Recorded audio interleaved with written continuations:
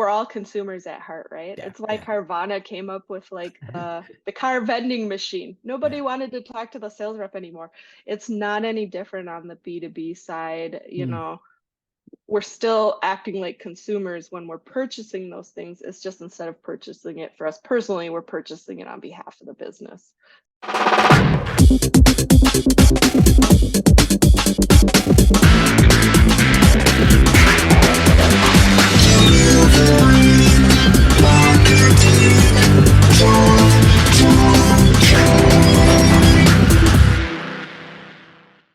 Hey there, and welcome to a brand new episode of Delivering Marketing Joy. I am your host, Kirby Hasseman, and today I have a brand new rock star. She is the CEO of Growth Modern Marketing. I'm so excited to dive in today. Deanna Shimota, thanks for being here today. Thanks so much, Kirby. It's great to be here. Cool. So I did get to do a little bit of homework on you before we jumped on here. And I know you talk about demand generation. So can you talk a little bit about that? Like, what is demand generation and how is demand generation different from lead generation? Yeah, that's a great question. I think a lot of marketers think of demand generation and lead generation as being interchangeable terms, that they're Okay. the same thing essentially. And I would argue they're actually very different strategies. And I'll start out kind of explaining lead generation first, because Okay. that's what most companies are still doing. Yeah. Lead generation is kind of the tried and true strategy that has worked really well for many years, but it's starting to not be very effective anymore. And Okay. so, from the standpoint of what is lead generation, I would say your marketing programs are only focused on the 5% of companies that are currently in market, because at any given time, if you look at your total addressable market or your ideal customer profile, 95% of the companies are not currently in market to buy, which means you've got 5% that are likely to say yes when you're trying to sell them to somebody, not necessarily you. And I've read reports that in this economy, it's probably closer to 1% of companies, as many companies pull back on budget. Right. So that's, something to think about with your lead generation efforts is you're trying to capture the in-market demand that exists today. You are asking prospects for a meeting and you're trying to pull them into your sales process. Right. Flip that and look at demand generation, and that's a more holistic strategy where the focus is on driving value, not just with the 5% of companies that are currently in market to buy, but also with the 95% who are not looking to buy right now. Kind of understanding, hey, if I'm selling a big enterprise software solution, I'm not going to convince somebody who's not ready to buy today that now is the time to buy. Right. That's a very considered purchase process. Right. So your marketing programs are really focused on building brand awareness and trust Yeah. to create demand and ultimately capture it. Meaning, I'm not just looking for the people who today are ready to buy. I'm looking at this as a long-term strategy to build that brand awareness and trust so that when people are in market or companies are in market, they'll raise their hand and say, I've been following you for a while. I Yeah. like what you guys have to say. It kind of sells itself before they actually have the problem. So they raise their hand. So the flip is once you get that demand generation engine really revving and going, and it's not an overnight thing. It takes time to build this up and to build brand awareness and trust in the market and have those Yeah. people actually be ready to buy. But prospects are actually coming to you asking for a meeting instead of the flip, your company asking them for a meeting, and they're inviting you into their buying process. Yeah. Yeah, I'll tell you what, Deanna, I think you are spot on with that. I think the terminology is I talk about it being brand marketing instead of direct marketing, right? Like I think that the idea is similar that, when you're building your brand and that demand that when people are in market, then they know who you are, because that usually Right. the problem is that you have sort of the people don't know who you are, and if they don't know who you are, you're just one of many people who have a solution that to them probably seems very similar, right? Yeah, and the statistics that are coming out of Gartner, and quite frankly that we're seeing with our clients when they're going out to market, kind of verified this. The way that B2B prospects are buying is changing.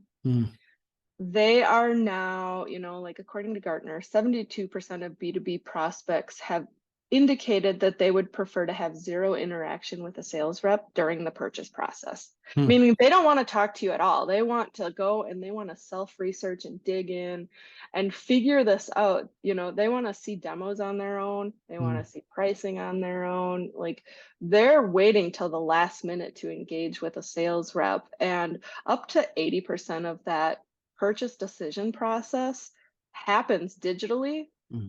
before they do engage with a sales rep. Hmm. So if you stop and think about that, marketing has a much bigger impact and role in that buying process than it ever has in the past. Yeah. And if you haven't built that brand awareness and that trust and basically affinity for your brand before they raise their hand, you're not likely to make the short list because they're already like Hmm. narrowed it down and pretty much know who they want to go with by the time they talk to a sales rep. Wow. And I think for many people that'll be a little bit mind blowing, but I think any of us who've walked through the purchase, probably been on the other side. Like Right. I think those of us in marketing who spend time as a consumer, like that's when you're like, I just bought a zero turn mower, and that's exactly what I did. I went Hmm. through, I did all the research, I watched videos, I talked myself in and out of a specific brand. When I walked into the dealership that I was looking for, yeah, I had a couple last minute questions, but I already knew what I was buying. you Yeah. know? And I Yeah. think And that sounds consistent with what you're saying, I guess. totally, if we think about it like B2B buyers, yes, the process can be different, but we're all consumers at heart, right? Yeah, It's why yeah, Carvana came up with like the car vending machine. Nobody yeah. wanted to talk to the sales rep anymore. It's not any different on the B2B side, Mm, we're still acting like consumers when we're purchasing those things. It's just instead of purchasing it for us personally, we're purchasing it on behalf of the business. So yeah, it makes the job for a sales rep that much harder because they've got to meet their quotas and they're turning to marketing and they're saying, help, we need leads, we need them yesterday, we need more leads. And right. I think where the challenge is there, if marketing gets in a state of being very reactive, they're going to continue to focus on lead generation. And an example of that may be like, we're going to have Forrester create a report for us. We're going to run a bunch of digital ads. We're going to put a form in front of it. We're going to get people to try to fill out that form. When they fill out that form, we hand those leads to the sales team. The sales team starts chasing. Yeah. The problem is we're looking at quantity, like how do we get names in our system for salespeople to follow up with? They didn't actually, as a lead, demonstrate any buying intent. In Yeah. fact, if you looked at the bounce rate on the landing page, you probably had more people bouncing than giving you their Mm. information for fear that that sales rep is going to follow up with them. And now, as a company, you just missed an opportunity to put the content that you believe will help them make their decision in front of them, and it's a total missed opportunity. Mm. So you sort of already addressed this, but maybe we can do this one quick. But what are some mistakes that businesses are making when it comes to that marketing? Is there any specific examples, or or is what you just said exactly it? Yeah, there's a lot of mistakes, and Okay, and fair. I have definitely like talked about a couple of them. I think one of the biggest mistakes that I sort of touched on already, but I'll go deeper into it, that marketing teams and marketing individuals are making is doing random acts of marketing. Mm, And it's because they have to be, or they feel like they have to be very reactionary. And what I mean by that is the minute the numbers are down, or we're not hitting our growth targets, the sales team gets immense pressure on them. yeah. They start to feel micromanaged because Yeah. their manager is panicking, the CEO is panicking. They turn to marketing. They're like, can you run a campaign? So, what does marketing do? Marketing wants to be a team player. We want to help drive the revenue. That's what we're there for, is to support the growth of the organization. We run and put a campaign in place to start to capture leads, right? Then you have a sales rep that comes to you and says, hey, could you put together this custom presentation for me? I have a really big opportunity with 3M. I need to be spot on. If I do this, I will, more than double my numbers. This will help the revenue. Again, we want to be a team player. We drop everything. We go and we do that one-off ask for the sales rep. Then you have the CEO comes to you and is like, hey, have we ever thought about doing an article and such? And you do it. All of these things add up to a lot of marketing, but they're all disconnected. Mm-hmm. And so there's no real strategy behind them. And what happens is the trade-off of doing these random acts of marketing is you're taking focus away from that strategy that you built out to achieve that long-term growth. Wow. And now everything's disconnected. And if you stop and think about it, it's like the marketing team worked their butts off, but they didn't help move the needle. Mm. And if they would have said politely no to some of these requests, or at least evaluated any request that came in and said, does this move the needle in the grand scheme of things? Does this support the strategy that we laid out? That's a long-term strategy to help this company, build that catalyst for growth. And if the answer is yes, we will do it. If the answer is no, we will politely decline and say, right now, this is our priority. I don't care if it's the CEO asking for it or the VP of sales or a sales rep. They will understand when the results start to come in that you were hyper focused, that you stuck to the plan and you did the things and you gave it the time that it needs. I think another big mistake that marketing teams often make, and again, it comes from the pressures that they're getting from within the organization, is a lack of patience. And I Yeah. always say lack of patience is a growth killer. Mm. And the reason I say that, if you look at building out a demand generation engine, for example, it takes time to build up all that content. Essentially, what we recommend at Growth Mode Marketing to people is build your digital footprint to become your best sales rep.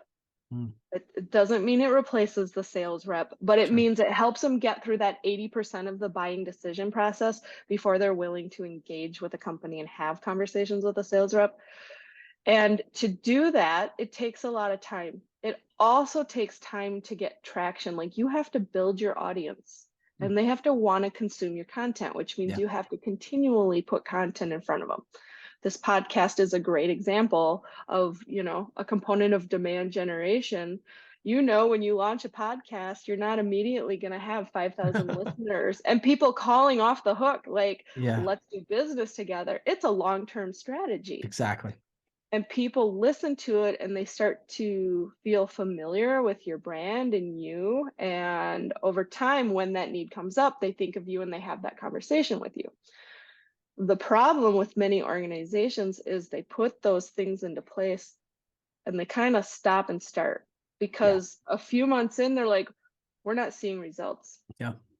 And again, it goes back to we need leads, we need them now. Yeah. And so these programs get abandoned. I mean, there's a reason that most podcasts that launch never go past 10 episodes. Right. Right. Yeah. And if you think 10 episodes is going to, change your business outcomes, it's probably not. Yeah.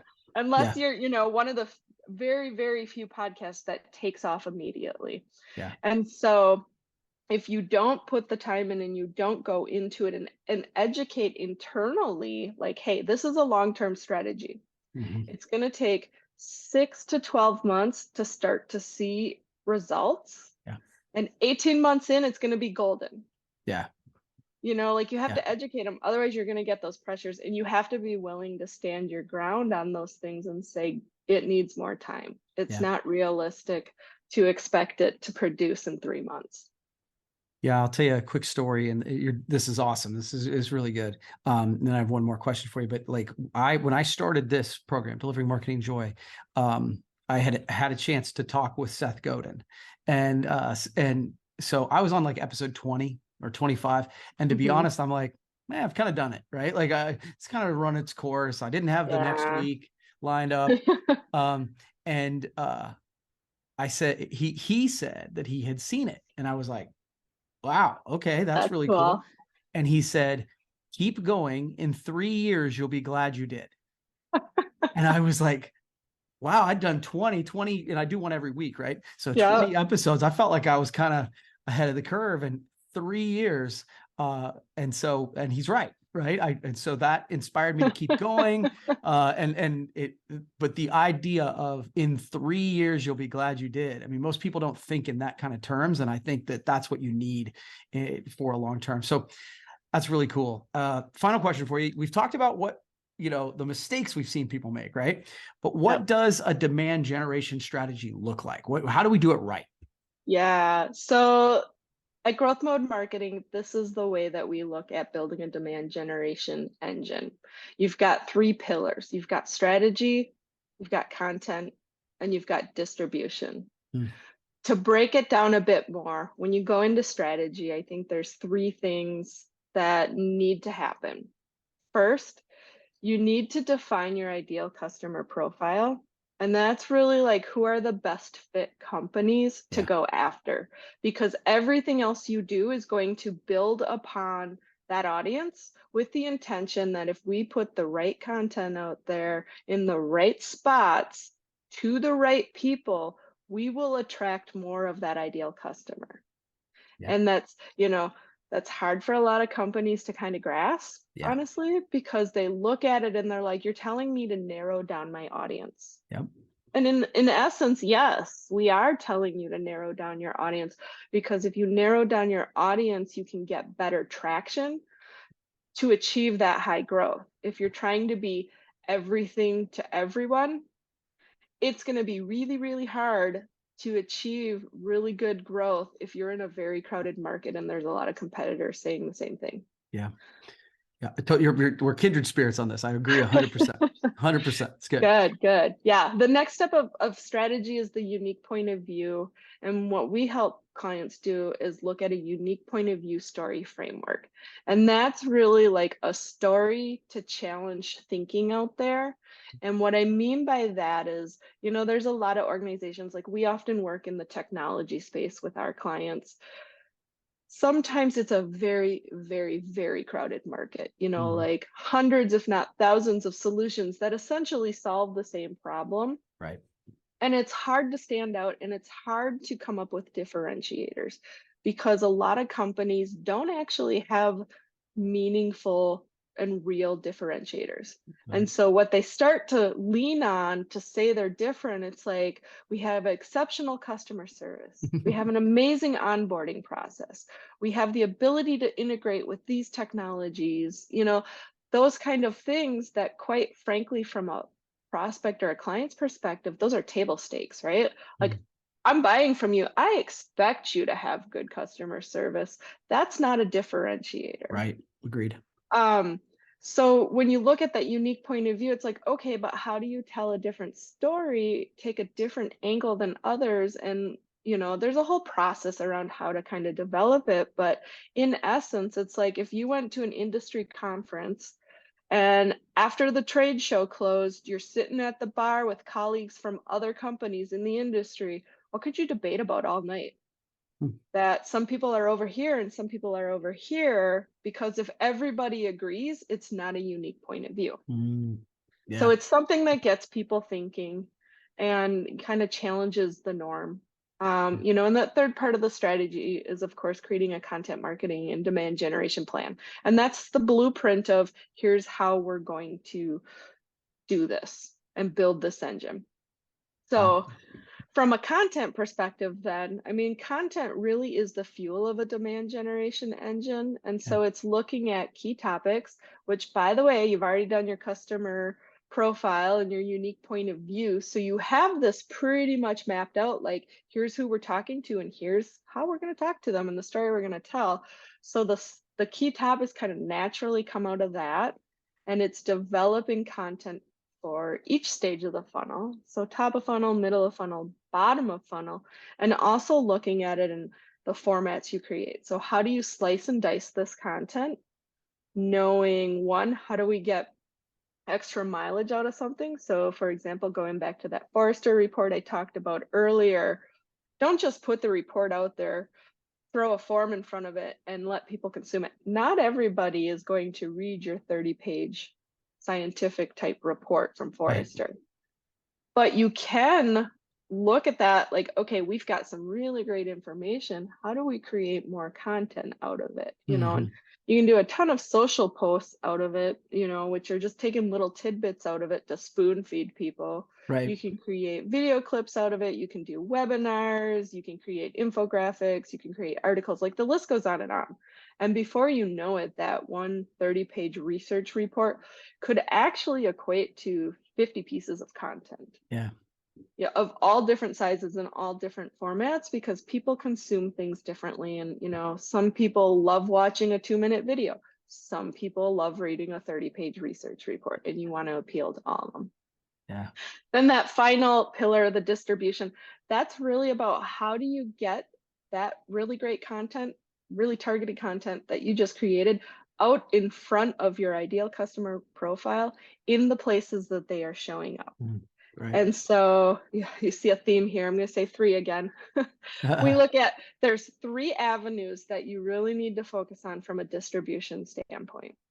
First is your website. That's your digital storefront. If someone comes to your website, do you have content loops so they can spend an infinite amount of time digging in to learn from each stage of the funnel, and enough information that if I don't want to talk to a sales rep, I can get the information I need to make the decision to choose you? Mm.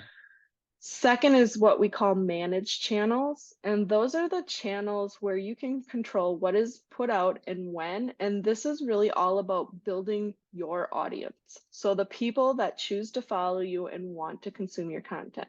So podcasts, of course, fall into that, blog articles, social media, but also looking at things like email campaigns and digital advertising and just all of the channels that you can distribute your content where you have control. You can Yeah. decide this is what I'm putting out, this is when I'm putting it out, and this is why I'm putting it out to build an audience.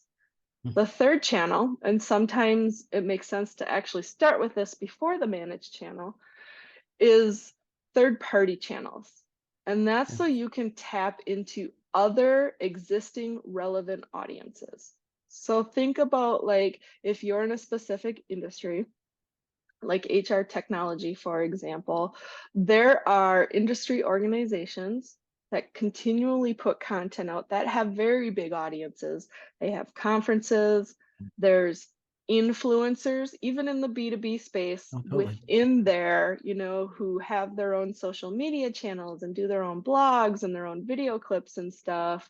There's pay to play, to purchase other people's email lists and get in front of them. There's so many things that you can do from a third party channel perspective. There's review sites, all those things. You build that out to tap into somebody else's audience because it's relevant to you, and it continues to expand your digital footprint for your company Yeah. so that you're easy to find. You're showing up everywhere where your ideal customer is showing up, and you're consistently showing up so that they can consume your content. And third party also adds a level of credibility because it's not, hi, I'm Deanna from Growth Mode Marketing and I'm putting out my podcast, like this example, I'm dipping into your audience right Sure. now, right? Right. Because I'm coming and you've built this reputation in this podcast and have an existing audience. That's the kind of thing to think about as you continue to build out your digital footprint. Man, Deanna, this is like a master class. I really appreciate you like diving deep into sort of this whole strategy. I really appreciate you taking the time. Where can people find more information about you?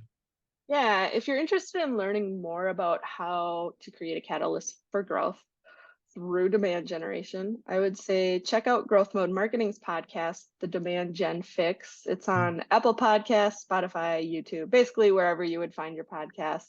You can also follow me, Deanna Shimota, on LinkedIn because I regularly post insights, videos, best practices, things like that on demand generation. And of course, if you're ready to build out a demand generation engine and you need help, check out our website, growthmodemarketing.com. That's awesome. Deanna, this is great. I really appreciate you taking the time, sharing the insights. I can't wait to go back and re-listen to this because there was a lot to dig into here. So thank you so much. I appreciate it. Well, thank you. I really appreciate the opportunity to be a part of your podcast. Absolutely. Well, that's going to wrap up this edition of Delivering Marketing Joy. We'll see you next time.